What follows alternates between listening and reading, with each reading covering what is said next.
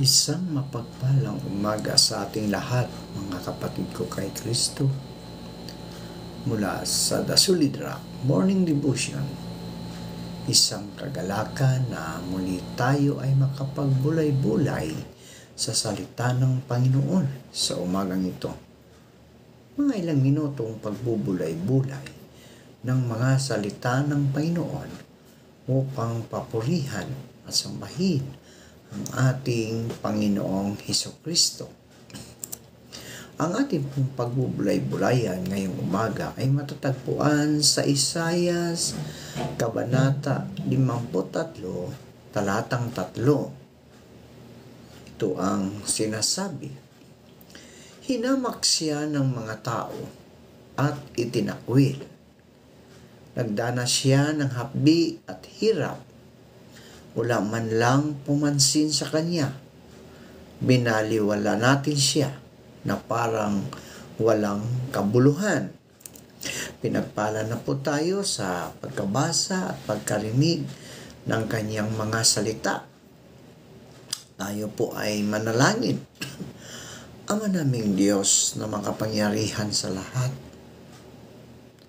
naririto muli ang iyong anak upang magpasalamat sa isang gabing nagdaan sa aming mga buhay na kami ay iyong iniingatan sa aming pagtulog.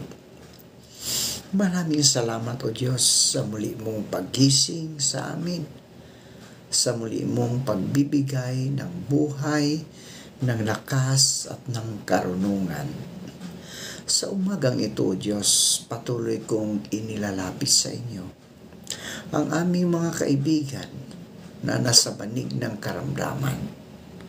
Patuloy mo po silang abutin at pagalingin sa karamdaman na kanilang tinataglay. Ibalik mo ang kanilang mga lakas na nawala dahil sa karamdaman mo, Lord. Gayon din po, Diyos, patuloy kong itinataas sa inyo ang aming mga kaibigan na magsisipasok sa kanilang mga trabaho. Naingatan mo sila sa kanilang pagbabiyahe, O Diyos. Ilayo mo po sila sa anumang karamdaman o sa anumang mga pagsubok sa buhay sa daan, Panginoon. Kung sila, O Diyos, ay nagmamaniho ng isang sasakyan. Patuloy ko rin inilalapit sa inyo, O Diyos, ang iyong mga estudyante, Panginoon. Mga estudyante na nagsisipag-aral sa kani-kani sa mga eskwelahan, Panginoon. Sa mga Sunday School, Bible Study, Panginoon. Ikaw, Diyos, ang siyang magbigay sa kanila ng karunungan upang sila, O Diyos, ay magkaroon ng kaalaman. Kaalaman na hindi mawawala dahil ikaw, Diyos, ang siyang nagbibigay sa amin. Gayon din po, Panginoon, ang mga guro. Patuloy mo po silang ingatan. Bigyan mo sila ng proteksyon sa araw-araw ng kanilang buhay. Bigyan mo sila ng karunungan, Panginoon, habang sila ay nagtuturo, Panginoon, sa kanilang mga estudyante. Gayon din po, Panginoon, ang aming mga administrador. Patuloy mo po silang ingatan. Patuloy mo silang gabayan sa araw-araw ng kanilang paglilingkod bilang isang administrador ng iyong paralan. Lord, salamat. Salamat sa buhay ng aming mga administrador, sa aming mga guro at aming mga estudyante na patuloy mong ingatan, patuloy mo silang binigyan ng lakas at karunungan, Panginoon. Panginoong Hesus, sa umagang ito, patuloy ko ring inilalapit sa inyo ang iyong mga anak na gustong maglingkod sa kapwa, Panginoon, sa pamagitan ng eleksyon ng aming bayan. Lord, ikaw po ang nakakaalam sa puso ng mga taong gustong maglingkod sa bayan. Lord, ikaw ang siyang ring nakakaalam sa mga taong gustong bumuto, Panginoon. Bigyan mo po na kami ng karunungan, O Diyos, upang aming mapili ang aming mga lingkod na mayroong makadiyos na kaisipan. Lord, hipuin mo po kami.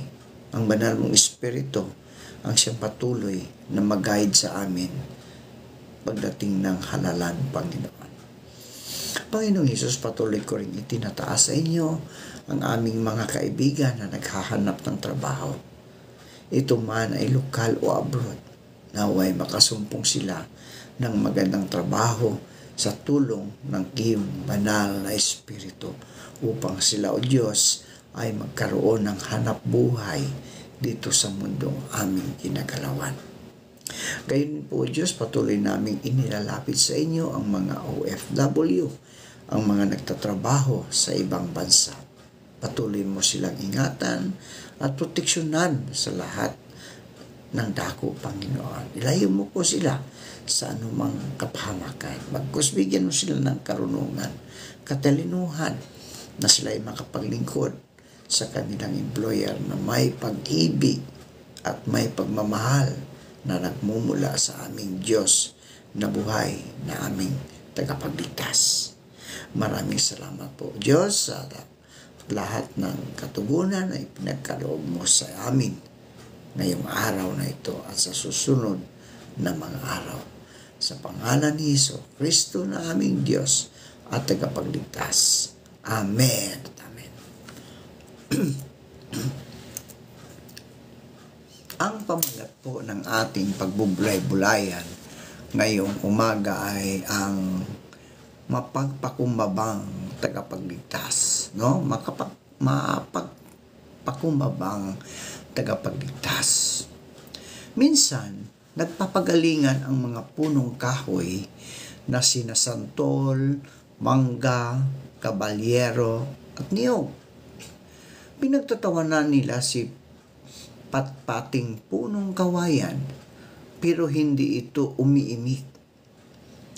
Nagalit si hangin sa narinig niyang pang-iinsulto ng mga puno kay punong kawayan. Kaya umihip siya ng malakas hanggang sa nabuwal ang mayayabang na punong kahoy. Tanging ang mababang loob na si kawayan ang hindi nabuwal dahil sa bawat malalakas na hampas ni hangin, yumuyuko siya. Tulad ng kawayan, mga kaibigan, na iniinsulto ng mga punong kahoy, si Jesus din ay hinamak.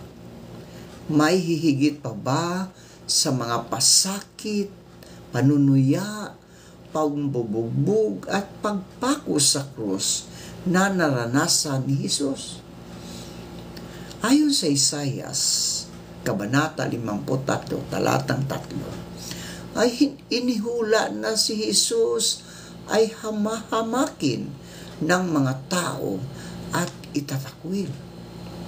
Magdadanas siya ng hapdi at hirap at babaliwalain ng mga tao. Kasabay nga ng pagsuntok sa kanya ng mga sundalo.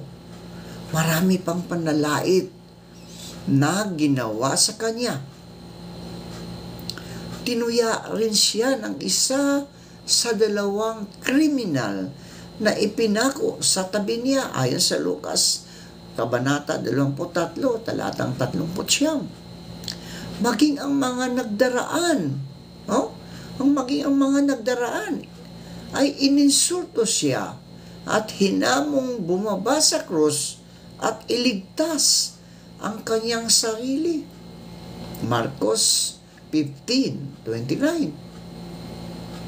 Nilait din siya ng punong pari at tagapagturo ng kautusan. Sa lahat ng ito, mga kaibigan, sa lahat ng ito, hindi umimik si Jesus. Hindi umimik. Ang humility ni Jesus ay ultimately napatunayan sa kanyang kamatayan sa krus upang iligtas tayo sa kasalanan.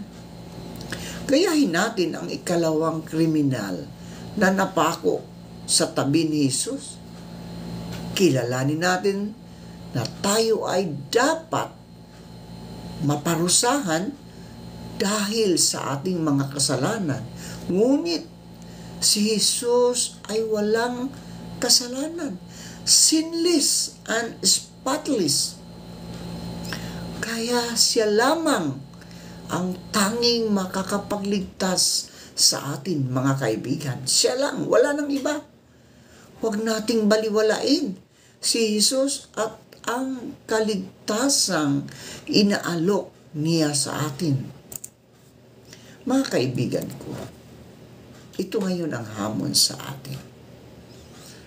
Tayong mga Kristiyano ay dapat magpapakumbaba.